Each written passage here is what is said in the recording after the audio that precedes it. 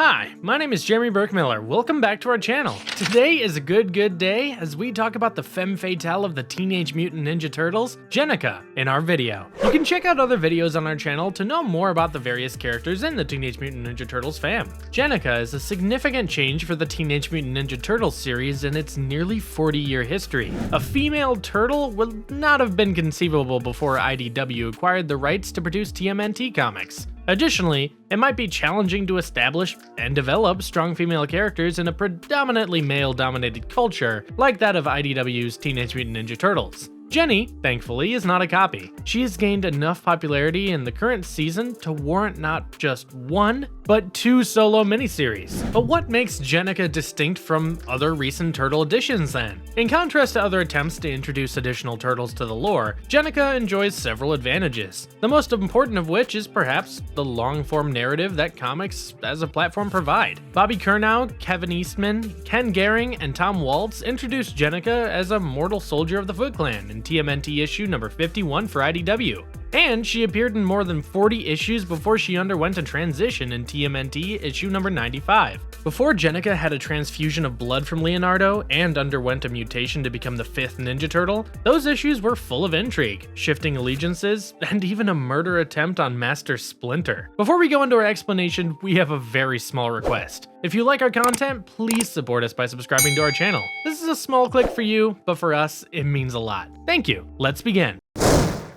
The intriguing origins of Jennika. Jennika, an ally of the Foot Clan, was a teenage foot assassin who supported the Foot Clan over the Shredder. She was expelled from her family as a young child after protesting against her father abusing her mother, and later lived on the streets. She started seeing a young guy named Silas, who drew her into a world of petty theft and finally landed her in jail for being an accomplice to murder. Her first experience with the Foot was while she was incarcerated. A Foot ninja who was there protected her from other prisoners and quickly became one of her friends. While they planned to break out of jail, the ladies secretly trained Jennika. However, just as they were about to leave, one of the other prisoners killed Jennika's buddy. Outside, she discovered the Foot and joined them, utilizing her newly acquired killing talents on the lady who had killed her companion. She had doubts about the new commander after Shredder's passing and wondered why such a rat was in position of authority. She believed that his refusal to murder without hesitation diminished the Foot Clan. She viewed his acts of mercy as evidence of weakness and cowardice, since she believed that swift and lethal action was required to maintain supremacy. She thus hid her affiliation with the Street Phantoms and Darius Dunn. Jennika made an effort to assassinate Splinter in just one combat when the Phantoms assaulted the Foot Clan, but she was soon beaten. In issue number 51, Leonardo, Donatello, and Raphael observe a conference between the Mafia and the Street Phantoms, a brand new tech-based gang in an abandoned warehouse. Don is surprised when Harold's equipment fails to pin down the Street Phantoms and notices something disturbingly familiar about the enemy technology. Leo gives the order for the Foot Soldiers and his brothers to attack the enemy. Jammer, the Street Phantoms leader, commands his men to flee, and the masked thugs disappear after vanishing through the ground. Lupo, the Mafia boss's boss, is left all alone to undergo questioning, although a Foot assassin intends to torture him. Leo is adamant about upholding the no murdering rule. All they discover from Lupo is that the Foot Clan has softened up, so all the gangs who used to serve them are plotting an uprising. The Turtles then disperse with Raph going to do something private, Don asking Harold about technology, and Leo returning to Splinter. Maze and Jammer of the Street Phantoms meet with the boss Darius Dunn at Dunn Import-Export. A female Foot assassin observes them as they leave from the shadows. Jammer remarks to Dunn that the Foot Clan appears to still be as powerful as ever, but Jennika, the female Foot assassin, corrects him and claims that the Foot are running out of power. She started to see the wrong of her actions after Splinter shamed her, and she swore allegiance to the new Foot Commander and his sons, though he would still have to punish her for her betrayal. Splinter had faith that she would have a change of heart. He was impressed by her steadfast duty and gave her the responsibility of guarding the Shredder's grave, which she performed until Kitsune and Alopex assaulted her. Splinter's choice of her as his new tuning was verified during the Triceraton invasion. She was still quite impetuous though, and he had to control her. She was also extremely troubled over Splinter's intentions. In order to prevent Splinter from killing Commander Zom, she ultimately organized for the Turtles to flee from the Foot Clan headquarters. After the invasion was over, she was not punished for her disobedience, but rather deployed by Splinter to guard Casey Jones. Over time, the two grew to appreciate each other's company and have romantic sentiments. Jennika assisted in caring for the orphans that the Turtles delivered to the Foot Clan, while Karai came back from Japan Master Splinter was ready to hand over control of the foot to her, but she insisted that the kids be trained as soldiers instead. As talks broke down and Karai was refused the gauntlet, Jennika stepped in to save Splinter. After failing in her effort to retake control of the foot, Karai stated that Splinter and his supporters would soon face battle. Karai and her group raid Antonio Puzzarelli's mansion on the Brooklyn waterfront. As they get through Puzzarelli's security, Karai approaches him and commands him to join her in fighting Splinter, promising him that if he does well,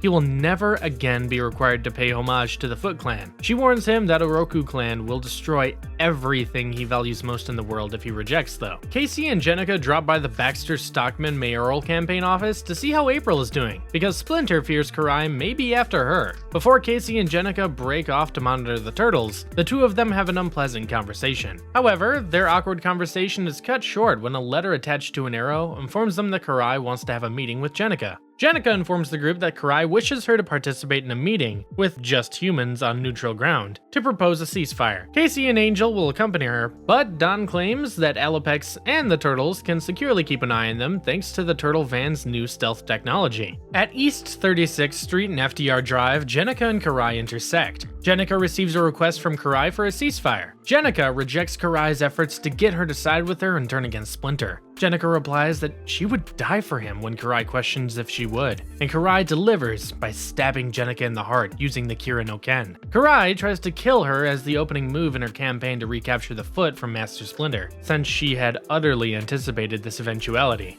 While Alopex and Leo assist in loading Jenny into the vehicle, Casey and Angel interfere. Ocho arrives out of nowhere from below and blocks Natsu and Karai's escape. To transport Jennika to a medical facility, the turtles and their companions depart in the van, but Bludgeon and Koya stop them. The two mutants dodge Raph's gunned vehicle as it barrels at them, launching themselves into the air. Clan Hamato, along with its friends, transported her to none other than Harold Lilja's lab in a last-ditch effort to save her life. The severely injured Jennika is prepared for oozing therapy at Harold's lab by Harold and Libby, as Donatello and Lindsay speak with April over the phone about the ooze's use. Hobb had locked away most of it so that Lindsay could only take one vial, but April reassures her that she had more than what was handed to her father. While waiting for Jenny to recover, Casey, Alopex, Angel, Leonardo, and Michelangelo talk about Raphael's choice to leave and enlist in the Mutanimals. Jenny receives the ooze from Lindsay, and it appears to be working. Suddenly, Metalhead charges in and grabs Don by the neck as Harold's security breach alert sounds. Leo, Angel, Mike, Casey, and Alopex from the Earth Protection Force invade as well, prepared to battle. Harold gets ready to attack Metalhead with a cannon when the bot blasts it first. Libby orders Lindsay to keep an eye on Jenny while she goes to grab something. But just as she's about to leave, Metalhead fires a shot at her that misses but hits the ooze. As Jennika's vitality wanes, Donatello loses his fury and attacks his artificial double. Libby, who is in charge of security, shows up in the exosuit and blows Metalhead before introducing herself.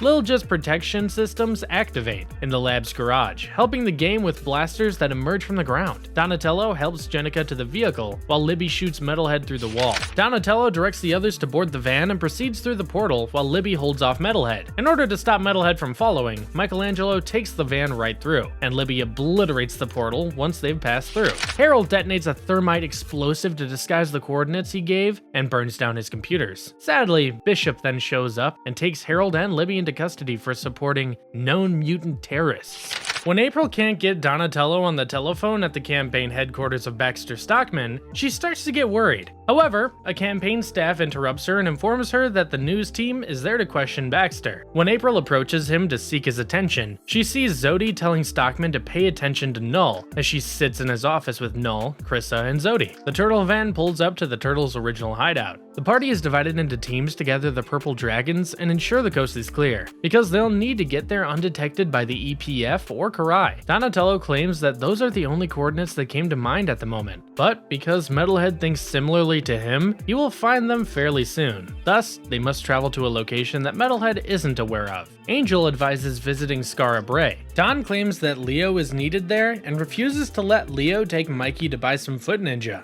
Mikey rushes to get Raph and informs him that he is required. Casey is adamant about leaving, but Alopex and Angel persuade him to go. After they're all gone, Don explains why he needs Leo. They must immediately inject Jenny with ooze or mutagen, since they cannot afford him to suffer the mental damage that a blood transfusion would cause. In addition to beginning to heal Jennika, the transfusion also causes her to change into a turtle. The purple dragons led them as they worked their way to the Brooklyn Bridge as residents for safety, where Donatello verified what had occurred and explained what was happening. Jennika and Casey were reunited after fending off an onslaught from Karai's assassins at that location.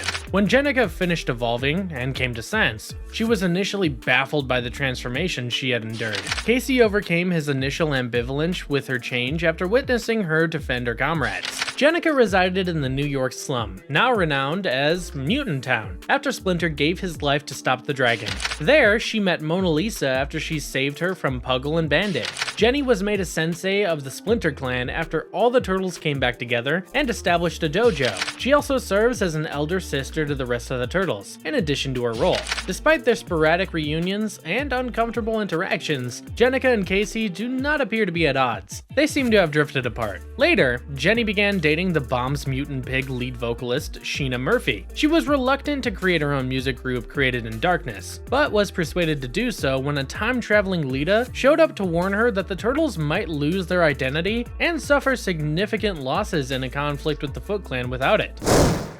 What makes her a strong ally of the turtles? Jennika is skilled in the art of ninjutsu, which includes stealth, escape, and espionage, as well as unarmed and armed fighting. She is highly agile and possesses athletic abilities that even the best trained athletes cannot match. However, she probably doesn't know about this as much as the rest of the turtles. She was expressly trained for assassination, unlike most of the other turtles, and had murdered multiple people pretty brutally on several occasions, more than any other Foot Clan or Clan Hamato member that was visible. Jennika was charged with overseeing and caring for the youngsters of St. Robert's Orphanage. These orphans learned fundamental martial arts skills from Jennika. Jennika is a bipedal turtle of human-like height and posture, which provides advantages and possible drawbacks for mutant turtles. Her shell, which is made up of a carapace and a plastron, is the most noticeable feature. What other particular improvements she now has are unclear. Jennika adhered to a strict dress code known as the Foot Assassin uniform, which included stripped sleeves and a scary red mask. She was a foot assassin, and her clawed armament was a glove that had bladed fingers, which resembled Freddy Krueger's signature weapon, but with claws